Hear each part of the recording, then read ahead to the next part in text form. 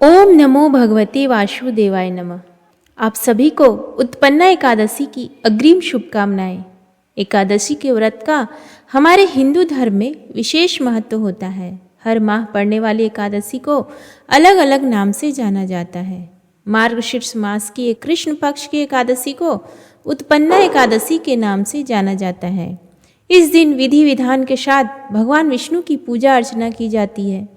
एकादशी का व्रत रखने से मृत्यु के बाद सद्गति प्राप्त होती है और इस जन्म में सभी पापों का नाश होता है। एकादशी का व्रत रखने से पहले उसके नियमों के बारे में जानना बेहद जरूरी है। व्रत के नियमों का निष्ठा और श्रद्धा के साथ पालन करने के बाद ही व्रत का पूरा फल प्राप्त होता है।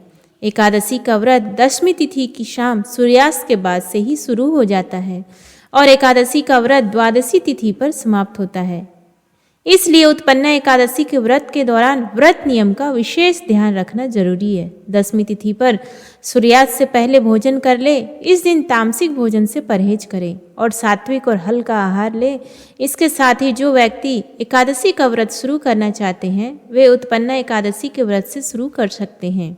तो आइए जानते हैं उत्पन्ना एकादशी का शुभ मुहूर्त के बारे में। मार्गशीर्ष मास के कृष्ण पक्ष की एकादशी तिथि का प्रारंभ 26 नवंबर 2024 को सुबह 1:01 से होगा और एकादशी तिथि का समापन 27 नवंबर 2024 को सुबह 3:47 तक होगा। उदय तिथि के अनुसार मार्गशीर्ष मास के कृष्ण पक्ष की एकादशी 26 नवंबर को पड़ रही है, तो उत्पन्ना एकादशी का व्रत 26 नवंबर को रखा जाएगा। 26 नवंबर को सूर्योदय का समय सुबह 6:53 पर रहेगा और सूर्यास्त का समय शाम को 5:24 पर रहेगा। इस दिन अभिजीत मुहूर्त सुबह 11:47 से दोपहर के 12:29 तक रहेगा। वहीं उत्पन्ना एकादशी व्रत का पारण 27 नवंबर को दोपहर के 1:10 से लेकर दोपहर के 3:18 तक रहेगा।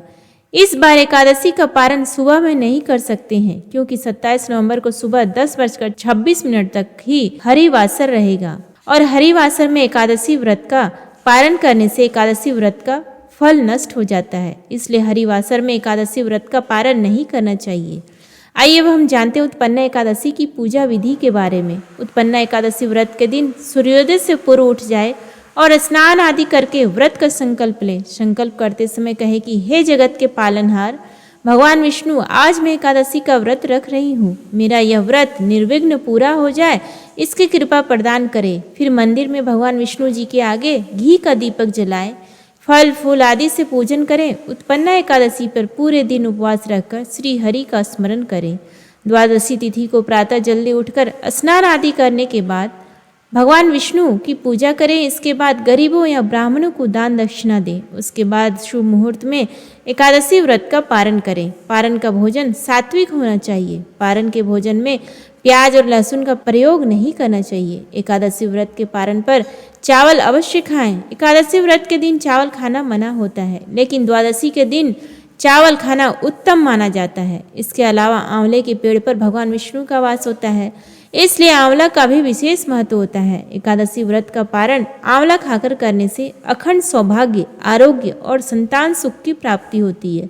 उम्मीद है आपको उत्पन्ना एकादशी व्रत से जुड़ी जानकारी अच्छी लगी है, तो कृपया इसे लाइक करें, शेयर करें और कमेंट बॉक्स में जय श्री हरि विष्णु लिखना ना भूलें। धन्यवाद।